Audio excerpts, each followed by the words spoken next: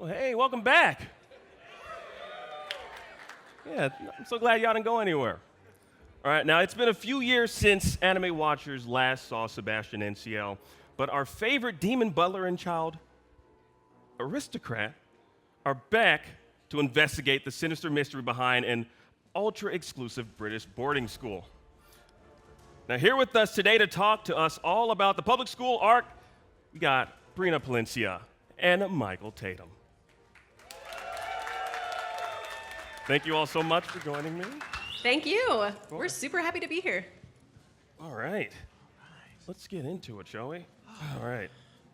All right, so the last time we saw these characters in the anime was in the Black Butler book of the Atlantic, all the way back in 2017. Oh, that's like 100 years ago. That's what it feels like, right? Yes. Yes. Yeah, so what is it like returning to Sebastian and Ciel after all these years have passed?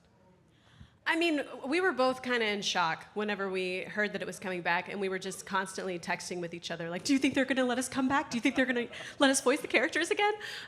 So we had to wait about a year since the since the announcement to find out whether or not. Very long year to see if we would actually be coming back with it.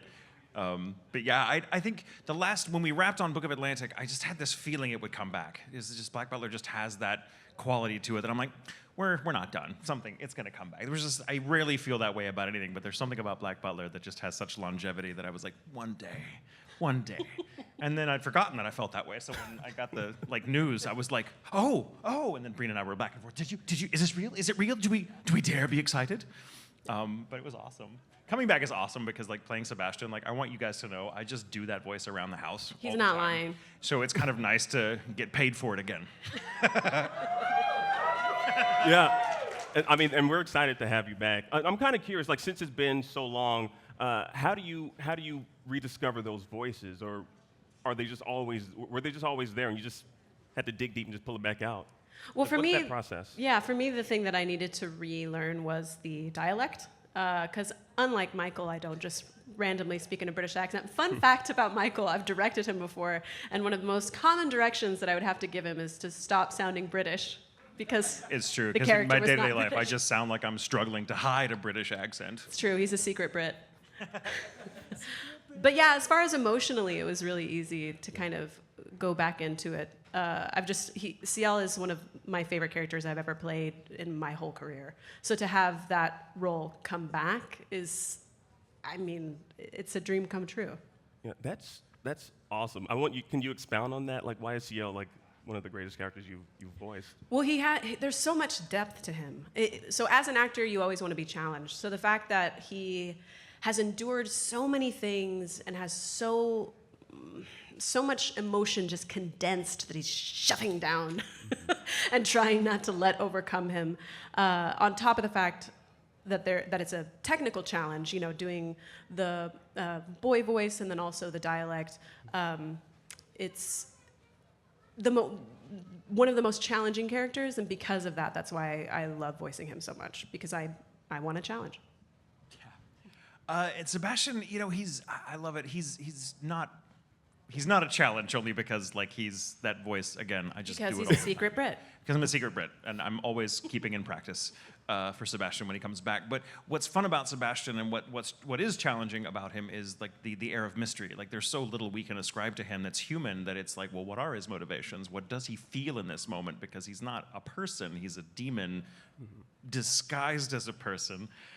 Disguised as a butler, and now disguised also as a teacher. So there's just so many layers. What is real about him? And it gives you a lot of room to play, but of course the more room you have to play, the more that can go wrong. Yeah. So you have to be very controlled with him and not make him so mysterious that he's unrelatable, but also not so human that people forget, oh, he's still a demon and he's here to eat your soul. Let's not forget that. Yeah. But also, I depend so much on Brina's performance as Ciel because I think that's appropriate. Sebastian is such a reactive character to Ciel's proactive character that, so it's lovely. It's a great arrangement because she will do all the homework, read ahead, and I will just allow myself to come in and just react to everything that she's given me, which is how I always try to make sure I know the entire arc of where he's going emotionally before I even start, which in the past, because we recorded so long ago, the other stuff, that was before simuldubs, so I was able to watch the whole series in Japanese and then start recording. But we don't have that luxury anymore. So this time I started reading the manga, and I'm really glad that I did, because it's just really fun. It's a good manga, turns out. That's awesome. So you read the manga before you go in. So you read the particular arc that that this character is on or in first. Yeah. Before you start to kind of like to kind of help you get into that mind state of where the character is. Yeah, I always like to know where he ends up so that I know where to start, so that I have room to get to wherever I need to be by the end of it. Yeah, that's interesting. The reason I say it's interesting is because like I know a few other like anime voice actors, and they try to not spoil themselves. And that's exactly what I do, and it's appropriate for for Ciel. You have to have that information. You have to have that backstory, because that character is the chief architect of the plot. Like, he's the one that moves things, so he has to know. You have to know what does he want? What's his goal here? What's he getting from this situation, from that person? Whereas Sebastian, at least as far as I'm concerned, is so more reactive that like I don't want to be in my head about how those reactions should be. I prefer to not know what's going on so I can react to it genuinely in the moment, and I think it produces a much more effective performance. It's just for me personally, because I tend to overthink. So if I read ahead and I'll be like, ooh, all I do is just give myself a bunch of boxes to check, and I'm so concerned with that in performance that it's not as organic, I feel, as if I just kind of... Yeah, that's the catch-22 with an actor. Like, if you do a lot of research and a lot of background work, ultimately, you do all of this studying, and then once you actually start acting, you have to throw all of it away. But yeah, I think for me, I've done enough film and theater that's kind of how I learned to make character choices as an actor, so I'm very used to being able to let go of it and still be open and make it a collaborative effort, between me and the director. I'm not like tied to a specific way to do it. Yeah. I just like to know the trajectory of where we're going.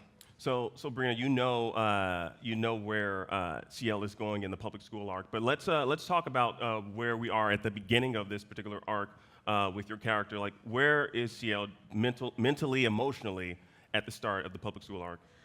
I think he's pretty annoyed. Yeah. That's how I kind of read it. But the thing I love about it is it's the first time that we get to see him have to interact with his peers. And it's the first time that we have to see him interact with other kids, children.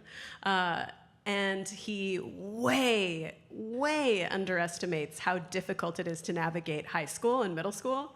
So he kind of comes into it so much more underprepared than he's used to.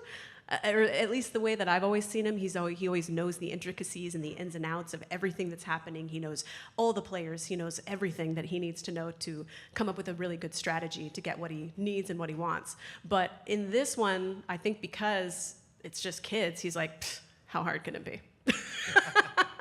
And because of that, he ends up getting so frustrated and flustered in a way that I've never gotten to see him be before, and it is so fun to play that. And it's really fun. It was really fun to try to come up with his fake voice, because he's got his typical Ciel voice that's a little more dark and dreary, and then having to like see him be kind of peppy.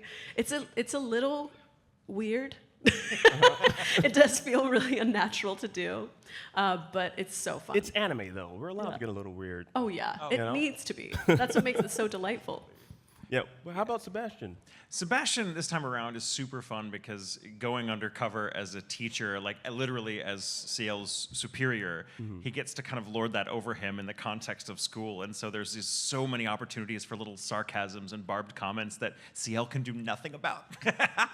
So it's just fun to I feel like Sebastian's his main emotional place is kind of raising an eyebrow, looking at Ciel and being like, oh, well, that's a choice. Good luck.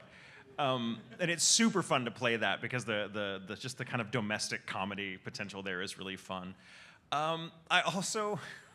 So by contrast, Ciel is having a horrible time at school, like trying to navigate this, because up until now, Ciel's always been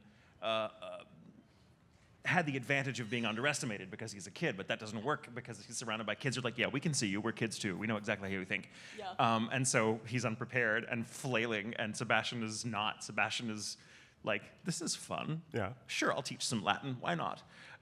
He's totally at home, and I love the implication that he is totally at home in a school atmosphere because he's a demon from hell. Which to me just makes sense because I found school to be absolute hell when I was in it. Yeah, I was gonna say, can you tell that Michael and I did not like school?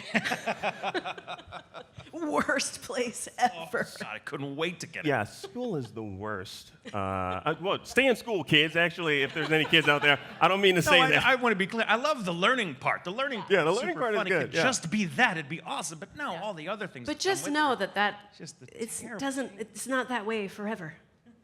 Yeah. So I got to ask you this about Ciel, though. How does he navigate the prefix system with the prefix 4, with him being pretty much at the bottom of the pecking order? Well, again, I think he thought that he could build up real quickly, and Yeah.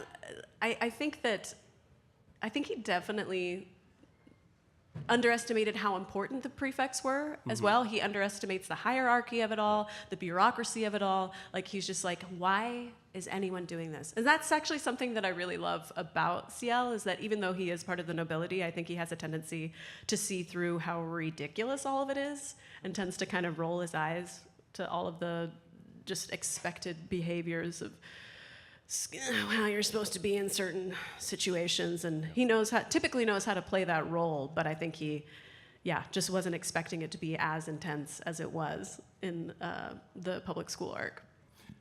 Are there any hints you all can give us about some of the secrets we'll uncover in Weston College? No. No? Only that they'll be amazing. That's it? Oh, Nice try. You've said Nice too try. much, Michael. I've said too much. Damn it. Sorry. I got to work on my journalism skills. Clearly, I'm lacking in my questioning, my line of questioning. I thought I warmed you up enough to You get just some stepped on the secrets. grass.